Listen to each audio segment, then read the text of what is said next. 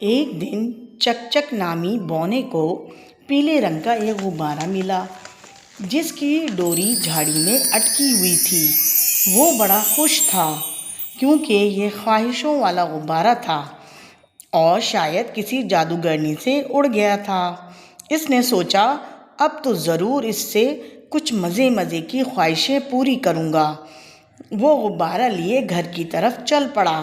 ذرا ہی آگے گیا تھا کہ اس کی ملاقات اپنے دوست ٹمٹم سے ہو گئی۔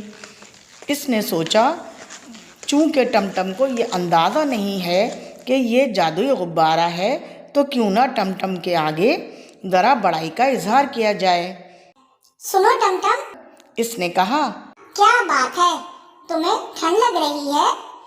کاش سورج نکل آئے۔ ٹمٹم نے کھپکھپاتے ہوئے کہا، مجھے سردی لگ رہی ہے، تمہاری خاطر میں سورج بھی نکال لیتے ہیں۔ چکچک نے ایسی شیخی بگاری اور پھر کہا، کاش سورج نکل آئے۔ اس کی خواہش فوراً پوری ہو گئی اور سورج پوری آب و تاب سے چمکنے لگا۔ ٹمٹم حیرت سے منہ پھاڑے چکچک کی طرف دیکھنے لگا۔ اوہ، یعنی آج صبح تمہاری خواہشیں پوری ہو رہی ہیں۔ اس نے کہا، کوئی اور خواہش کرو چکچک، کاش مجھے چاکلیٹوں کا اور تمہیں ٹافیوں کا تھیلا مل جائے۔ چکچک نے جیسے ہی کہا اس کے ہاتھ میں بڑی بڑی چاکلیٹوں کا ایک پھولا ہوا تھیلا آ گیا اور بیچارے ٹمٹم کے ہاتھ میں چھوٹی سی ٹافیوں کا ایک چھوٹا سا تھیلا آ گیا۔ ٹمٹم کو اس سے مایوسی ہوئی کیونکہ وہ بھی چاکلیٹ ہی کھانا چاہتا تھا۔ تم بہت مطلبی ہو، اس نے کہا، مجھے بھی چاکلیٹ چاہیے۔ تمہیں وہی چیز ملے گی جس چیز کی میں خواہش تمہارے لیے کروں گا۔ چکچک نے ناراضی سے کہا، اب میں کچھ اور مانگتا ہوں، کاش مجھے اپنے لیے سرخ رنگ کی ایک نئی اور عمدہ کار اور تمہارے لیے نیل رنگ کی سائیکل مل جائے۔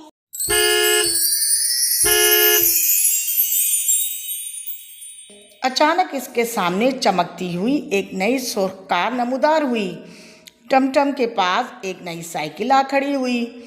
چکچک جلدی سے گاڑی کی طرف جیسے ہی مڑا، ٹمٹم نے سائیکل کو پھینک دیا اور کہا، تم بہت ہی مطلبی و خود غرض ہو۔ وہ چکچک کی طرف چلایا، تم جتنی اچھی چیزیں اپنے لیے مانگتے ہو اتنی اچھی میرے لیے نہیں مانگ سکتے۔ میرے لیے بھی ایک کار مانگو۔ نہیں، چکچک بولا۔ سائیکل چاہیے تو لے سکتے ہو، مجھے یہ نہیں چاہیے۔ ٹمٹم نے کہا اور سائیکل کے پہیے کو زور سے ٹھوکر ماری کہ وہ ٹوٹ گیا۔ ارے تم دفع ہو جاؤ، بدصورت اور ناشکرے۔ چکچک غصے سے چلایا، میں کہتا ہوں تم کانٹوں بھری جھاڑیوں کے بستر پر جا پڑو۔ ہائے میں مر گیا، ہائے میں مر گیا، مجھے بچاؤ۔ پھر تو ٹمٹم جھاڑیوں سے کراتا ہوا نیچے آیا اور زور سے ایک کیک چکچک کے منہ پہ رسید کی۔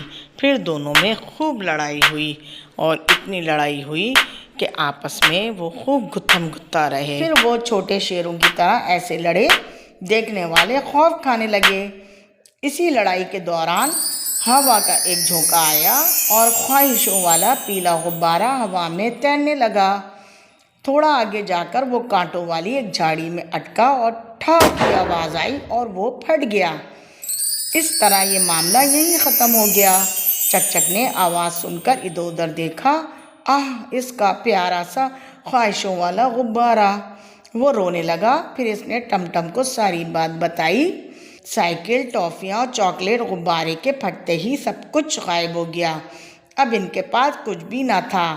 کاش ہم نے جھگڑا نہ کیا ہوتا۔ چکچک نے روتے ہوئے بولا، شاید ہمیں پھر کسی دن کوئی خواہشوں والا غبارہ مل جائے اور شاید اسی وقت ہم زیادہ سمجھدار ہوں۔ مجھے ڈر ہے اب انہیں کبھی کوئی غبارہ نہ مل سکے گا۔ آپ کیا کہتے ہیں بچوں؟